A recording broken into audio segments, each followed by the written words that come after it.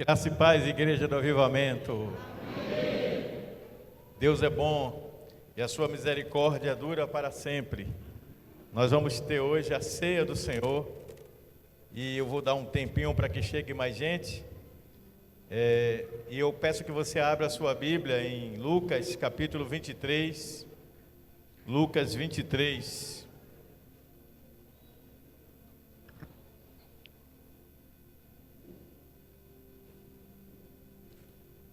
Pode ficar sentado mesmo como estão.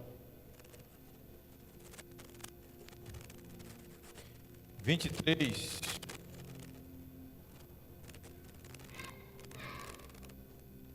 Versículo 26, que diz: Enquanto o conduziam, eles agarraram um sirineu chamado Simão, que vinha do campo, e puseram a cruz sobre os ombros, para que a levasse após Jesus. Amém? Agora vamos ao 34, versículo 34. Mas Jesus dizia: Pai, perdoa-lhes, porque não sabem o que fazem. Então, para repartir as roupas dele, lançaram sortes. O povo estava ali e observava tudo. Também as autoridades zombavam e diziam: salvou os outros, que salve a si mesmo, se é de fato o Cristo de Deus, o escolhido. Igualmente, os soldados zombavam dele e, aproximando-se, trouxeram-lhe vinagre, dizendo: se você é o rei dos judeus, salve-se a si mesmo. Acima de Jesus estava a seguinte inscrição: este é o rei dos judeus. Mas um dos malfeitores crucificados blasfemava contra Jesus e dizia: você não é o Cristo? Salve-se a si mesmo e a nós também. Porém o outro malfeitor o repreendeu, dizendo: você nem ao menos teme a Deus, estando sob igual sentença? A nossa punição é justa, porque estamos recebendo o castigo que os nossos atos mereceram. Mas ele não fez mal nenhum. E disse Jesus: lembra-te de mim quando vieres no teu reino. E Jesus disse: em verdade te digo que hoje estarás comigo no paraíso. E vamos ao 46 para encerrar. Disse Jesus então em alta voz: Pai, nas suas mãos entrego o meu espírito. E dito isso, expirou. A crucificação de Jesus foi um divisor de águas na história da igreja. Se não tivesse acontecido o martírio de Cristo, não existiria salvação. Assim como uma mulher passa pelas dores do parto para dar à luz o seu filho, o Filho de Deus precisou passar pelas dores da crucificação. Dor física, dor moral e dor espiritual. Por isso, a Bíblia descreve Jesus de muitas formas e chega a dizer que ele era homem de dores. Quer dizer que ele era homem acostumado com o sofrimento. Jesus assumiu a humanidade dele em sua plenitude. A Bíblia diz que ele se esvaziou da sua glória e se tornou um de nós. Se fez homem como nós, se fez humano. Ele se limitou, ele se reduziu para que ele pudesse compreender a natureza humana e ainda assim permanecer fiel ao Senhor. E deixar um exemplo para mim e para você de que é possível servir a Deus com fidelidade, mesmo em meio às dificuldades. Normalmente, quando se fala das últimas palavras de Jesus na cruz, as mensagens versam sobre as últimas 7 palavras de Jesus. E aí eles bebem na fonte de todos os evangelistas para poderem destacar estas 7 palavras de Jesus. Eu decidi reduzir e eu escolhi apenas destacar 3 falas de Jesus, sendo que uma delas eu dividi em 2 partes. E eu propositalmente comecei lendo quando o sirineu Simão, um homem de uma cidade chamada Cirene, por isso o sirineu é constrangido a carregar a cruz de Cristo. Ele é para vir após Jesus, para ajudar Jesus a conduzir a cruz. Mas a cruz não era dele. A cruz era de todos nós. A cruz era minha. A cruz era sua. Aquela cruz representa os nossos pecados, os pecados de toda a humanidade. O pecado dos que viveram antes de Jesus, dos que viveram em seus dias e dos que viveriam depois. Aquela era a cruz do sacrifício vicário de Cristo. Vicário significa algo que é feito em substituição. Jesus é o verdadeiro vigário de Cristo. O vigário é o substituto, e ele é o substituto do pecador, que vai para a cruz sem pecado. E quando a gente vai celebrar a ceia, é sempre importante que a mensagem traga alguns significados da obra, da missão, da realização, do sacrifício e da vitória de Cristo.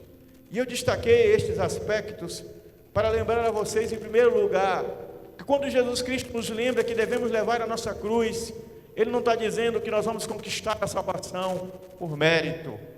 O homem chamado Simão, o sirineu, ajudou Jesus a carregar a cruz, mas Simão não tinha o poder de morrer pelos pecadores, porque ele também era pecador.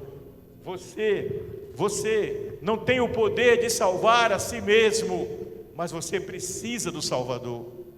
E enquanto você não entende isso na sua alma, que você precisa do Salvador, você não entende qual é o real propósito de Cristo ter morrido na cruz. Ele morreu na cruz porque não havia outro jeito, não havia esperança, não havia outro caminho, não havia alternativa para a humanidade. Nós estamos vivendo hoje a era digital, a era do avanço da tecnologia. Agora só se fala em uma coisa no mundo inteiro: inteligência artificial. Uma inteligência robótica, uma inteligência computadorizada, uma inteligência digital, uma inteligência que, entre aspas, vai pensar por si mesmo, que vai controlar tudo na sua vida, vai controlar as comunicações, vai controlar os aviões, vai controlar os carros, vai controlar até mesmo os aviões teleguiados que levam bombas e mísseis. E isso assusta a humanidade. Existe aí um tal de ChatGPT, que todo mundo está assustado com ele, com a rapidez que ele adquire conhecimento. Você bota uma informação e daqui a pouco ele multiplica aquela informação, ele responde qualquer coisa. Eu li esta semana num site que eu não gosto muito desse site, é um site que disse que é evangélico, mas eu não recomendo ninguém ler, porque 99% do que sai lá é fuxico, é só fofoca. Mas eu li uma reportagem que um determinado pastor botou o chat para preparar a mensagem e pregar, e o chat deu até amém no final. Quer dizer, a inteligência artificial produzindo sermão, palavra de conforto, palavra de consolo, usando o quê? As informações que estão digitalizadas no mundo virtual, porque o que entra na internet não sai dela, está aí circulando, nesse mundo etéreo, e as pessoas estão absorvendo isso. Estão absorvendo isso de muitas formas, direta e indireta. Direta é quando eu mesmo vou à fonte, indireta, quando eu vejo uma notícia, quando eu vejo um filme, quando eu vejo alguém falando, quando eu leio alguma coisa. Mas o fato é que estamos todos sob influência. Essas coisas estão cumprindo o que a Bíblia diz: a ciência se multiplicará. E se possível fosse, disse Jesus em Mateus 24, enganaria até os escolhidos. Mas graças a Deus, porque você faz parte dos escolhidos, que tem o Espírito Santo e que não vai se deixar enganar. Então, à primeira vista, nós dizemos: oh, que coisa linda!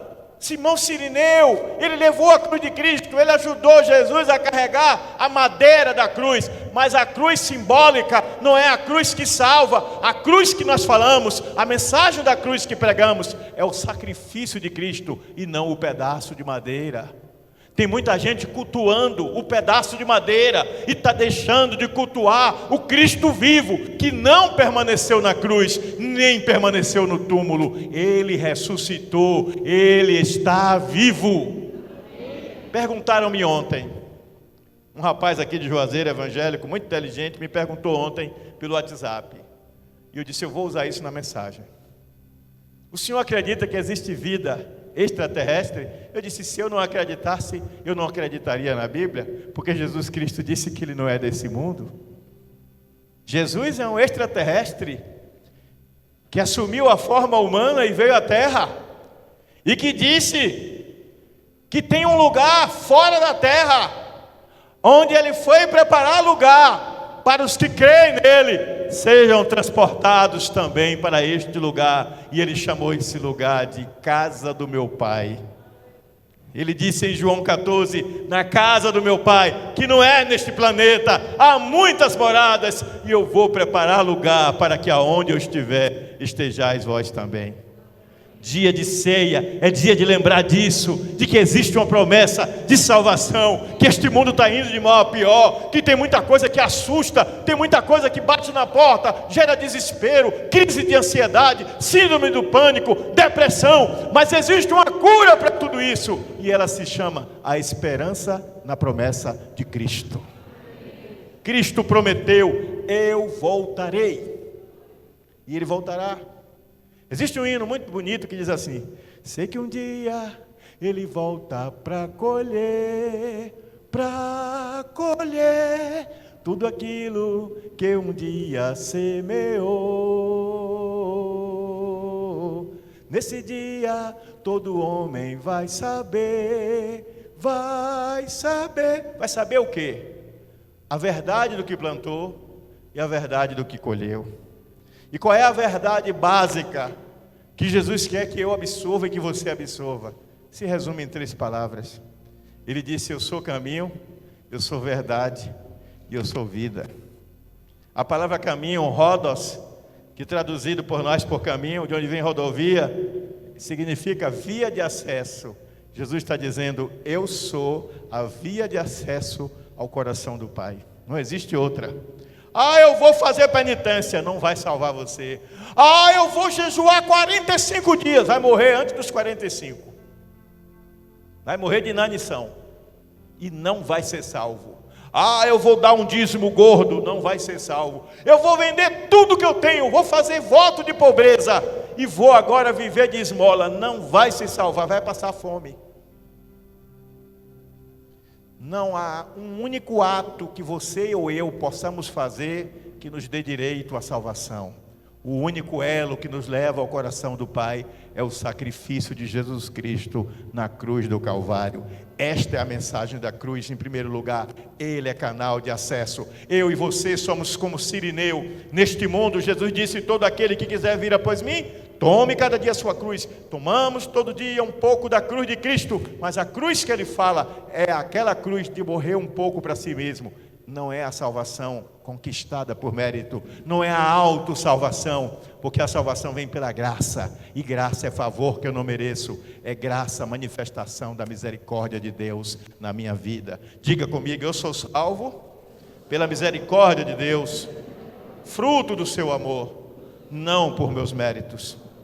Mas ainda dentro dessa compreensão de Cirineu levando a cruz, e da síntese das 3 coisas que eu tenho que saber para entender inicialmente a mensagem da cruz, é que Jesus, além de ser caminho, Jesus é verdade, aletheia, uma verdade absoluta, completa, inteira, uma verdade que não se mescla, não se mistura com nenhum aspecto de mentira, uma verdade que não é relativa, ela é inteira. Jesus está dizendo, eu sou a verdade inteira de Deus, não existe em mim sombra de variação. Aliás, a palavra de Deus vai dizer sobre isso, que Deus é luz e não há nele sombra de variação. Sabe quando você tem uma luz e tem uma penumbra, um lugar que não está muito iluminado? Jesus não é assim. Jesus é uma luz completa e perfeita.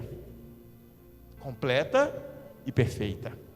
E aí quando você entra nesta luz, como entra nesta luz, é absorver os valores do reino através da palavra dele e se envolver por ela, estar imerso nela. O verdadeiro batismo é imersão, porque batismo quer dizer o quê? Mergulho, imersão. Então quando eu tenho uma imersão nesta verdade, então eu estou envolvido pela verdade, por cima, por baixo, pelos lados, a minha volta inteira, eu estou nadando no oceano da verdade, e quando eu nado no oceano da verdade, toda mentira se desfaz. Então Jesus Cristo disse que Ele é a verdade, e Ele disse que aquele que entra nessa verdade anda na luz. Mas a outra palavra para sintetizar a missão básica da mensagem da cruz é que Ele é vida, Zoe. Zoe é vida no padrão de Deus, não é biológica, nem é vida de alma, é vida espiritual, é vida de intimidade, de relacionamento perfeito, completo, de conexão inteira com Deus. Deus quer que a carga completa da manifestação da sua graça e do seu amor venha sobre nós, até que cheguemos à estatura de varão perfeito. Mas aí eu escolhi esse texto de Lucas para destacar 4 palavras que Jesus disse. E essas palavras que eu disse foram as palavras iniciais, como introdução. Lembremos que Jesus ali na cruz, ele tinha sido surrado, ele estava com as costas ensanguentadas. A gente entra um espinho na mão e a gente já fica agonizante.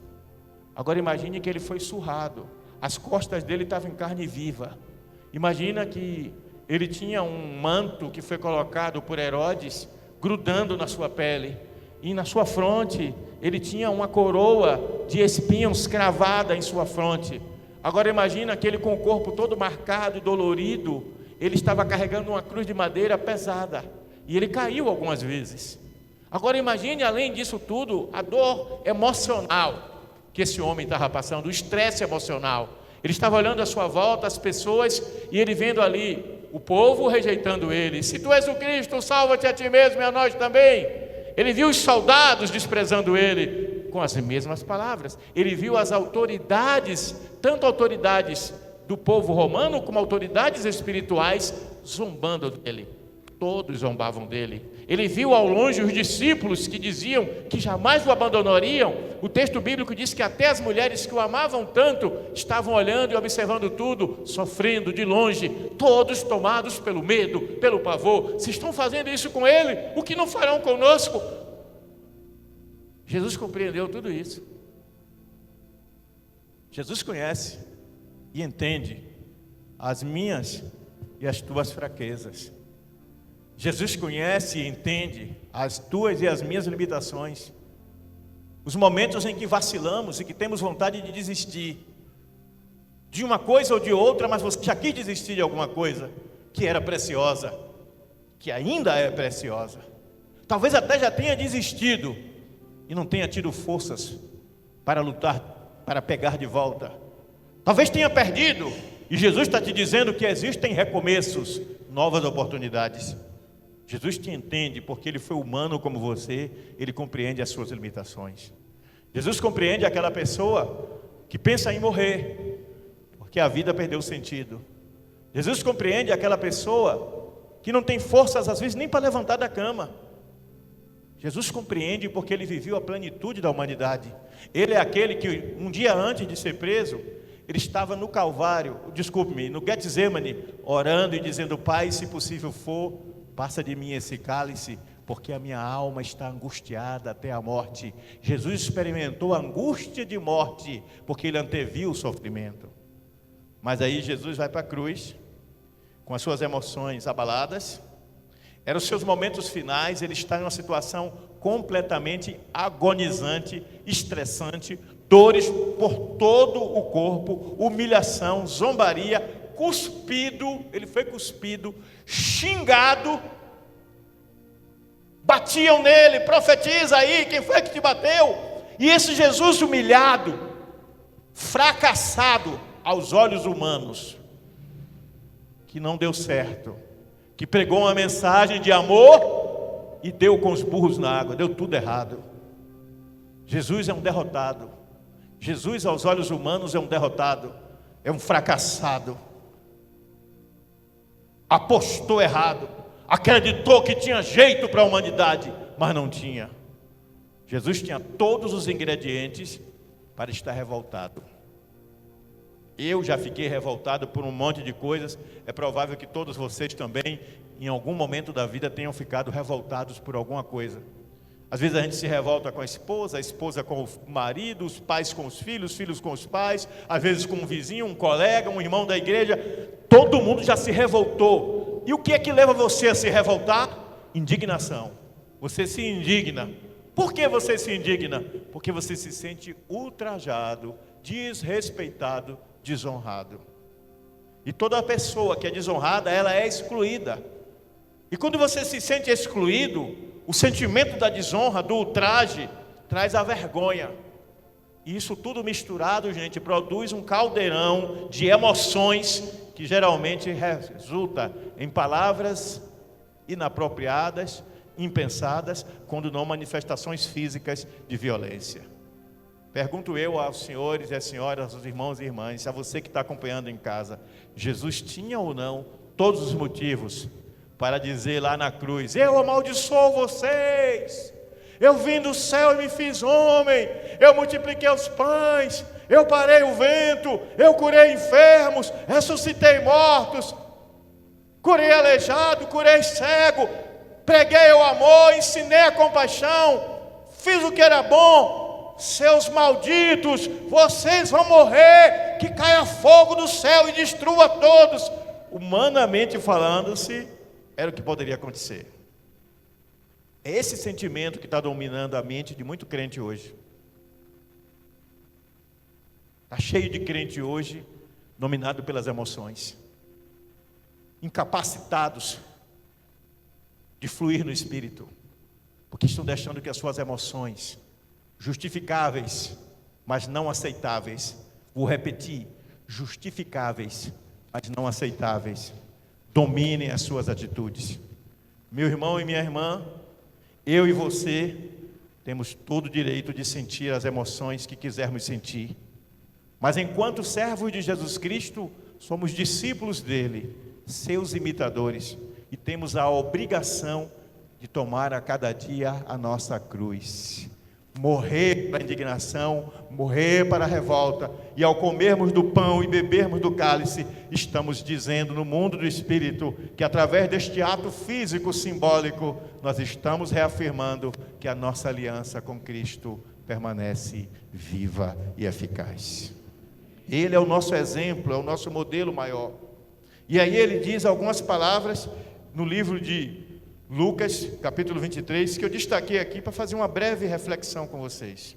A primeira delas é uma palavra de salvação. No versículo 34 e 35, vamos ler de novo? Jesus lembra da salvação. Abram aí, por favor, 34 e 35. Pode alguém ler em alta voz? Versículos 34 e 35 de Lucas 23, por favor. Alguém leia em alta voz, por favor.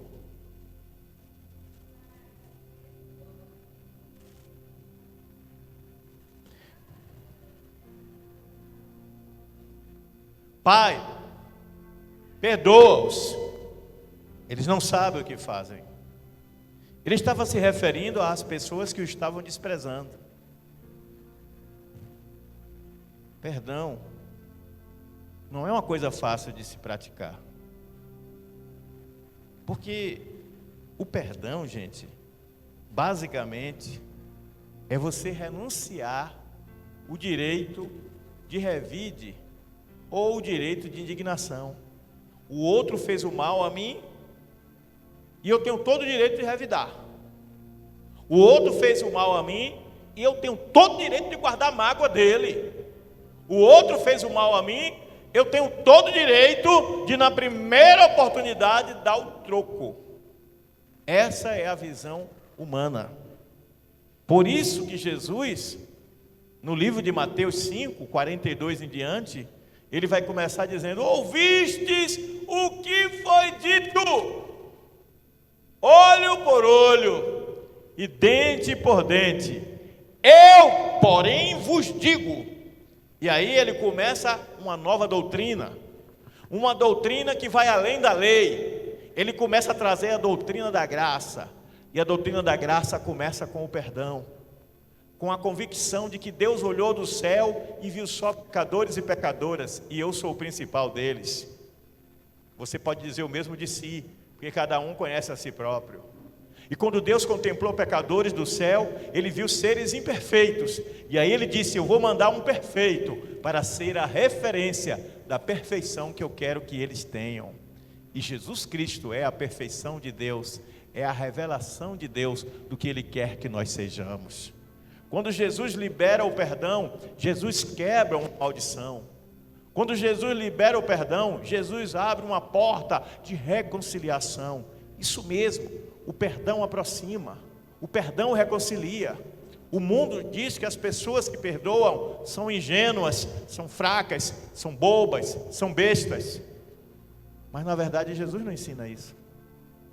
Jesus ensina que quem perdoa é dominado, é controlado, é comandado, é guiado pelo Espírito de amor, que é o Espírito de Deus.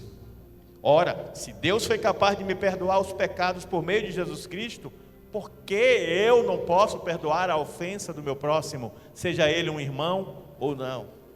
E aí eu faço uma pergunta retórica: tem alguém aqui esta noite que guarda mágoa de alguém, que te fez o mal, que te passou a perna, que te enganou, que te traiu, que te prejudicou, que te desonrou, que te causou uma grande dor? Eu tenho uma notícia para lhe dar: Jesus tinha todos os motivos para não perdoar, mas Ele perdoou, porque Jesus é controlado pelo Espírito de amor. Dê um glória a Deus por isso. Então a primeira grande lição que Jesus dá nos seus momentos finais é lembrando a salvação e o perdão.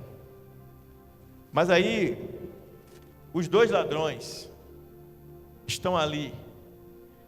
Os dois ladrões estão ali morrendo com Jesus na cruz. O primeiro tripudia, zomba, despreza Jesus. Mas o outro lembra da sua condição. Olha, estamos aqui nessa condição porque cometemos um crime. Nós desobedecemos a lei. E a punição para quem quebra essa lei é essa aqui. E nós estamos pagando pelos nossos erros, pelos nossos atos. Mas esse aqui, ele não fez nada de errado. Olha que coisa incrível. O primeiro mostra uma atitude egoísta: salva-te a nós também. Ele estava pensando nele mesmo. Ele não estava preocupado com Jesus.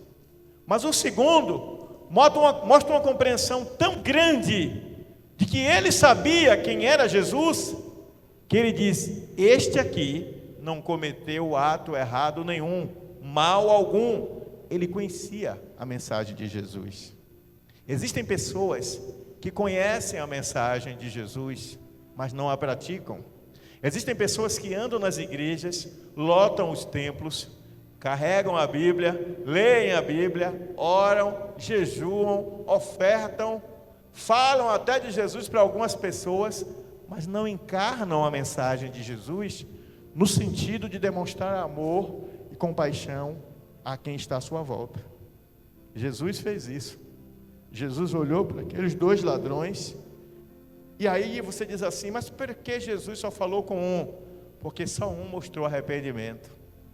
E sem arrependimento não há perdão de pecados. Metanoia é arrependimento. E metanoia, que traduzimos por arrependimento, significa mudança do ser pessoal completo. Muda a emoção, muda o pensamento, muda a maneira de ver o mundo, muda a maneira de se relacionar com Deus, muda o relacionamento com o próximo. Metanoia é uma transformação em um novo ser. E a metanoia verdadeira só é operada pelo agir do Espírito Santo, quando ele convence o homem de três coisas: do pecado, da justiça e do juízo. E parece que essas verdades, gente, estão sendo abandonadas. Porque hoje as pessoas, para se converterem, estão apelando para a emoção. Já há igrejas que traçam uma estratégia psicológica das frases que vão dizer, de como vai estar a iluminação do templo na hora, o tipo de música que vai tocar, a altura desta música, a altura de quem vai cantar, as palavras certas que vão ser ditas, e até na mensagem final as palavras são ensaiadas. É tudo preparado para produzir um clima emocional que leva as pessoas à frente. E aí eu pergunto, e o agir do Espírito Santo fica onde? Não é o Espírito Santo que, segundo a palavra de Deus, e é verdade, nos convence do pecado, da justiça e do juízo? Então não é o ambiente, não é a estrutura, não é a forma, não é a linguagem, não é a estratégia psicológica que vai levar à salvação. Tudo isso que eu citei pode até levar a pessoa a aderir a uma religião, como quem adere a uma seita, como quem adere a um partido político, como quem adere a uma agremiação qualquer. Se identifica, se sente parte daquilo. Mas não é transformação. Transformação é gerada pelo Espírito Santo, quando Ele fala profundamente com o nosso espírito e nos convence que Jesus morreu em nosso lugar e que aceitá-lo como Salvador é a única possibilidade de darmos a vida eterna. Por isso Jesus virou para aquele homem e disse: hoje estarás comigo no paraíso. Que hoje é esse? Que hoje? Jesus falou isso há 2000 anos atrás. É porque Jesus não está preso ao tempo e ao espaço. Ele é o Senhor da história. A Bíblia diz no livro de Hebreus que Ele é o mesmo ontem, hoje e eternamente. Ele é imutável, Ele é eterno. Ele é o Senhor da história. Quando Ele saiu daquele momento, Ele já se transportou para o momento final. Ele já sabia de todas as coisas, Ele já sabia como terminava. O hoje de Jesus significa que você vai fechar os olhos e vai dormir o sono dos justos, mas quando abrir os olhos, será o hoje, na minha presença, na casa do meu Pai. E o que Jesus disse àquele homem, Ele diz a mim, e Ele quer que com a minha boca, com o meu testemunho de vida e não só de palavras, eu diga às pessoas do mundo. Tem muitas pessoas do mundo que estão iguaizinhas àquele ladrão, se sentindo sujas, moralmente incapazes de até entrar num templo. Eu lembro que teve um homem aí na porta, meio embriagado uma vez, e eu disse, estava de bermuda, ele parado escutando, não tinha nem essa parede ainda, ele disse, muito bonito, eu disse, entra, ele não sou digno não, eu não estou em condições, não sou digno, e eu insisti, ele foi embora, subiu aqui, nunca mais o vi, mas ele não entrou porque ele se considerou indigno pelas suas roupas e por estar ébrio. Tem muitas pessoas que cometeram tantos pecados, fizeram tantas coisas que sabem que são ruins e erradas à luz da palavra de Deus, que elas não se sentem dignas de vir à igreja. Mas essas são as pessoas que Jesus mais ama, porque quando elas se recusam a vir para esse lugar, nessa condição, elas estão reconhecendo que esse deveria ser um lugar de santidade, o lugar de reunir os santos, os puros. E é por isso que Ele disse, venha como estiver. E Ele aceitou aquele ladrão como ele estava, porque Ele aceita você como você está. E quando você dá lugar ao Espírito Santo, Ele vai aos poucos transformando você. A semelhança de Jesus é o processo que a Bíblia chama de santificação.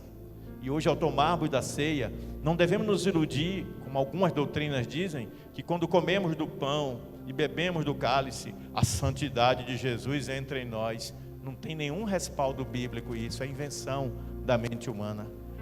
Comer o pão e beber do cálice é cumprir uma ordem de Jesus e trazer à memória o que eles simbolizam. Eu sou parte do corpo de Cristo e o sangue do Cordeiro me purifica de todo pecado. Aquele homem era ladrão, sim. Aquele homem estava preso porque cometeu crimes. Mas aquele homem era um ser humano, pecador como eu e você. O pecado dele foi roubar. E qual é o meu?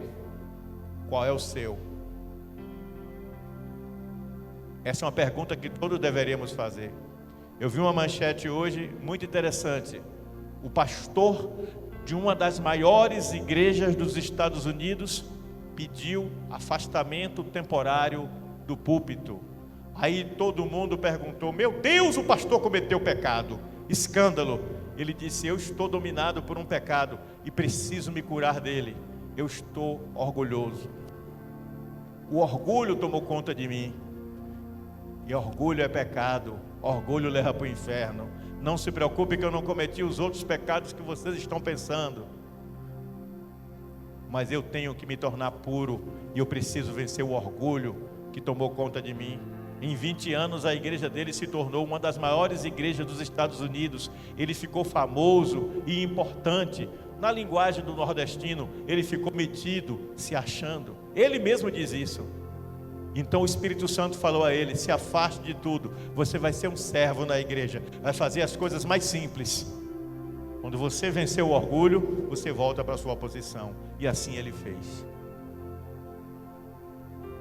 O que mostra que o pecado não é apenas esse ou aquele da minha predileção, que é considerado pecado grave. Pecado é toda e qualquer quebra de princípio em relação à palavra de Deus. Porque aquele que é puro, diz a Bíblia, se purifique mais, e aquele que é impuro se torne mais impuro ainda. Quando Jesus olha para o ladrão na cruz, ele viu Teobaldo, ele viu você, ele viu um pecador, ele viu alguém que precisava da sua graça salvadora, e ele viu um ser humano arrependido, implorando perdão, implorando salvação. E por isso ele disse: hoje estarás comigo no paraíso. Mas em terceiro lugar, Jesus também, naquele momento, mostrou o senso de cumprimento da missão. Ele vira e diz: está consumado. Está consumado quer dizer está concluído, está terminado. Jesus recebeu uma missão que durou 33 anos. Ele nasceu de uma virgem, que foi a sua mãe terrena, Maria. Ele cresceu como uma criança normal, mas aprendendo da palavra do Senhor. E aos 30 anos ele começa o seu ministério. E quando ele começa o seu ministério, ele já sabia o sofrimento que o aguardava. Ele já sabia das perseguições. Ele sabia que muitos seriam contra ele. E no início, até os da sua própria família. Mas ele não recuou um milímetro. Ele permaneceu firme. Porque Jesus entendeu que a missão dada pelo Pai é para ser cumprida.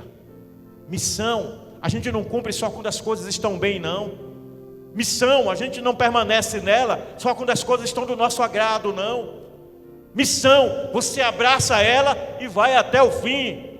No tempo de bonança e no tempo de tempestade. No tempo bom e no tempo ruim. No tempo das facilidades e no tempo das dificuldades. No tempo em que você tem muitos à sua volta e no tempo em que você tem poucos à sua volta, ou talvez até esteja sozinho. Missão é propósito. E Jesus entendeu o seu propósito. Paulo entendeu o seu propósito. Por isso ele disse: sede firmes e constantes, sempre abundantes na obra. Eu posso dizer, na missão que o Senhor te deu. Entender a missão é entender o chamado. Porque quando você entende chamado, você entende a razão da sua existência. Para que é que Deus te colocou no reino? Para que Deus te colocou no reino significa dentro da igreja, não desta igreja, mas da igreja corpo de Cristo. Qual é a sua missão neste mundo? Tem pessoas que a missão neste mundo é orar. Deus chamou para ser intercessor, e são grandes intercessores, homens e mulheres que vocês não conhecem, eu não conheço, mas Jesus conhece, e vão receber o seu galardão na glória. Outros são evangelistas, nunca vão ser pastores, nunca vão gastar tempo cuidando de almas, porque não tem chamado para isso, não tem vocação, não foram capacitados para isso, mas abrem a boca dentro de um hospital, cheio de gente no leito de morte, e ganha alma para Jesus. Prega no cemitério e ganha alma para Jesus. Prega no meio da rua e ganha alma para Jesus. Pega na fila do banco e ganha almas para Jesus, porque esse é o chamado evangelista. Outros têm um chamado apostólico, para consolidar igrejas e abrir igrejas, para viver para aqui e para ali, abrindo igrejas. É a missão, é o chamado. Enquanto o evangelista é um ganhador de alma, o apóstolo é o enviado. Ho apostelo significa o enviado. Ho apóstolos, o enviado. Aquele que foi separado para uma missão de abrir igreja, de estabelecer o reino onde não tem. Hoje tem muita gente com título de apóstolo que fica sentado numa cadeira, não sai dali. Não tem uma visão apostólica porque não tem uma missão apostólica, só tem um título. E os mestres? Aqueles que são chamados e capacitados por Deus para discernir as Escrituras e têm uma facilidade de ensinar que raramente se vê. São pessoas grandemente usadas por Deus para ensinar a palavra com sabedoria. E os profetas? que tanto podem ter a revelação da parte de Deus, como pode ter a interpretação de Deus contextualizada para as suas palavras, para o dia de hoje, mostrando o caminho, a direção por onde a igreja deve ir. Os pastores que apacentam sem ser chamado de pastores, sem título de pastores, por terem alma de pastor, eles não reclamam do sofrimento de cuidar de gente que às vezes até os rejeita. Porque o pastor, às vezes, a ovelha foge, ele traz, ela foge de novo, ele traz, é a missão dele. Ele ora pela ovelha, a ovelha não quer ouvir a palavra, ele ora, ele tem um cajado, e o cajado do pastor é o joelho e a palavra de Deus. Mas qual é o meu propósito, qual é a minha missão? Jesus entendeu a sua missão era morrer para salvar o homem, era ressuscitar para trazer esperança, e voltar um dia para buscar a sua igreja. Ele tinha um cumprimento a fazer e ele o fez. Está consumado. Será que quando eu morrer, eu não sei quando será, se eu vou estar vivo no arrebatamento?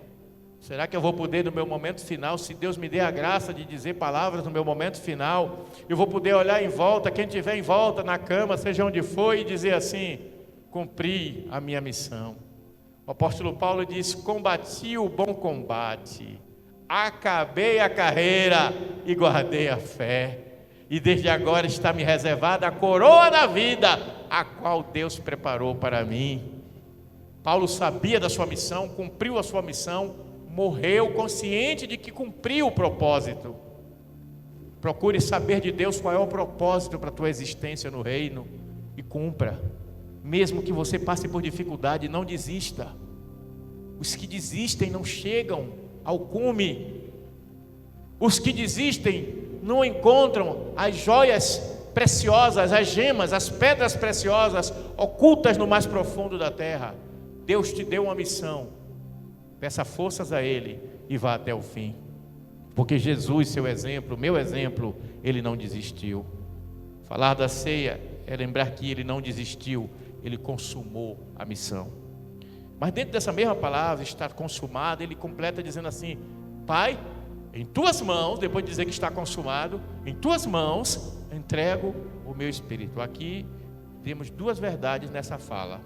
Primeiro, é o reconhecimento da soberania de Deus. E o segundo, o do pertencimento ao Senhor.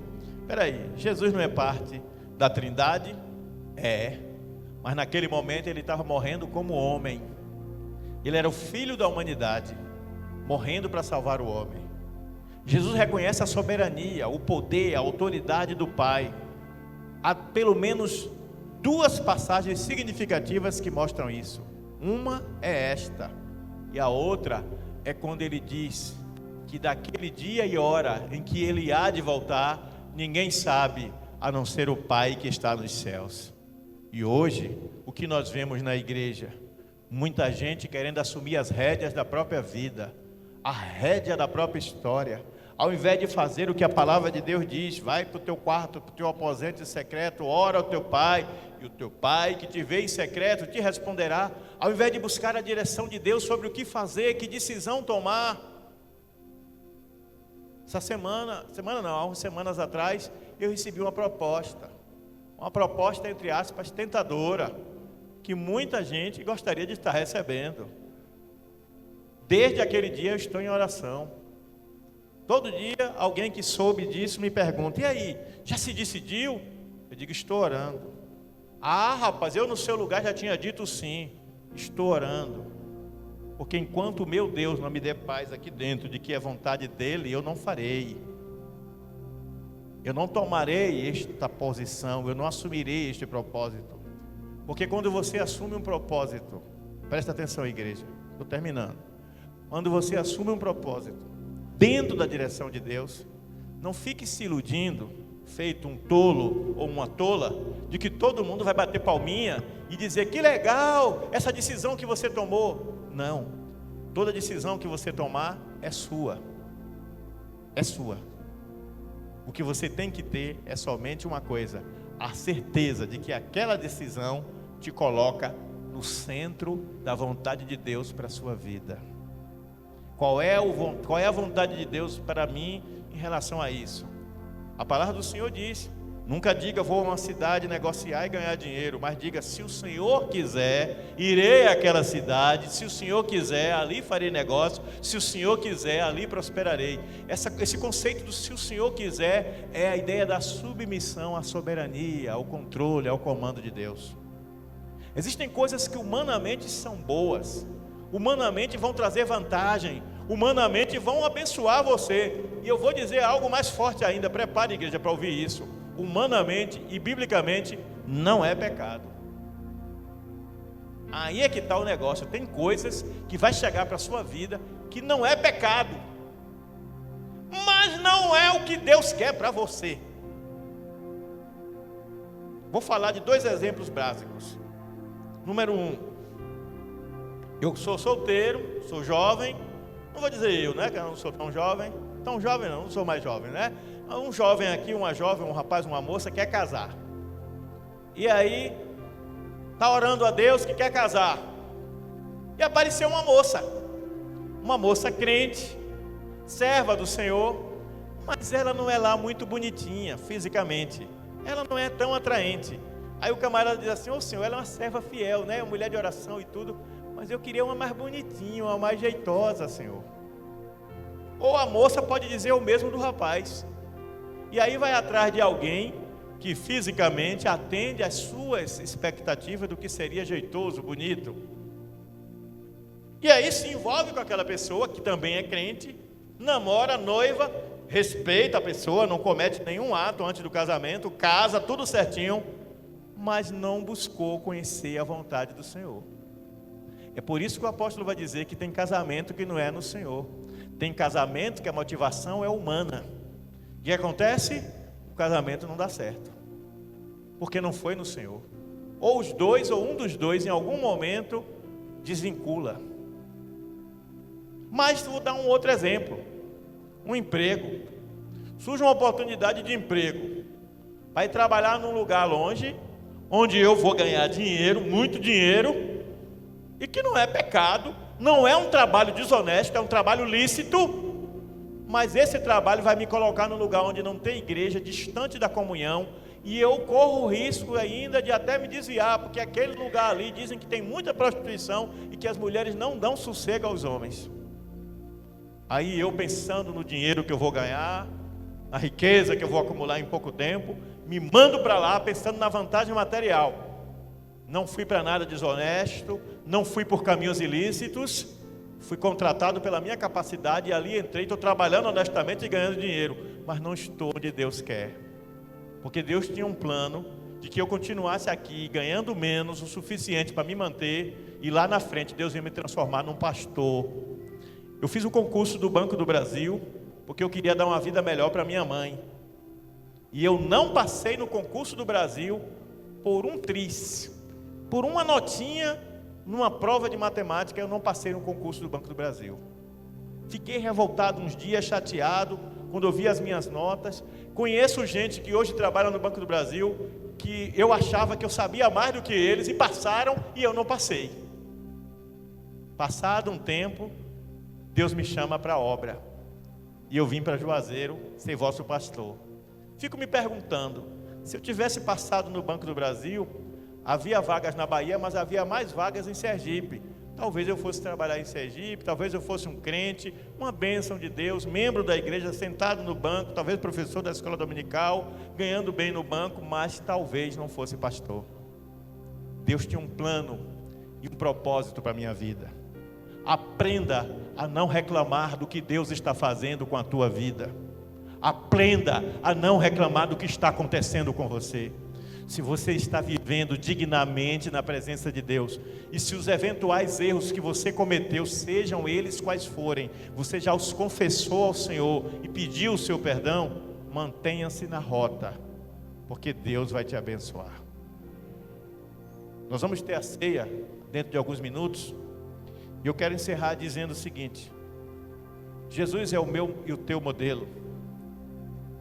Quando eu olho para a cruz de Cristo, eu experimento uma série de coisas dentro de mim.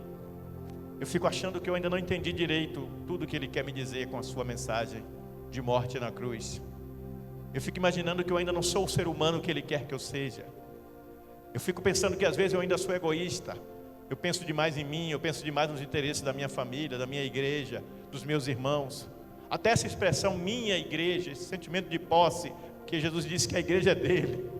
Ele disse a Pedro: sobre esta pedra edificarei a minha. Ele não disse a nossa, ele disse a minha igreja. A igreja é tua, Senhor. E a gente vai se envolvendo com tantas coisas com as quais nos identificamos, com as quais temos esse sentimento de pertencimento, quando não de posse, com os filhos, com a mulher, com o marido, com o emprego e etc. Que a gente às vezes esquece de que tudo é dele e tudo é para ele. Senhor, eu te agradeço por a oportunidade de mais uma vez trazer a tua palavra. Eu te agradeço por trazer à memória dos meus irmãos e irmãs isso que eles já sabem, mas que foi refrescado esta noite em suas mentes. Agora, Senhor, vamos comer do pão e vamos beber do cálice. E eu rogo que o Espírito Santo nos dê o discernimento espiritual para entendermos a profundidade da simbologia disso tudo.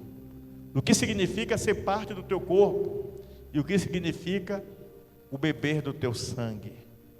Que tipo de purificação isso me traz e o que o Senhor espera de mim. Ajuda-me a discernir isso no dia a dia, para que em cada palavra, em cada gesto e sobretudo em cada atitude, eu e meus irmãos e irmãs manifestemos a glória do Senhor aqui neste mundo. Abençoa também quem está nos acompanhando em casa, que a mesma graça venha sobre essa pessoa, em nome de Jesus. Amém.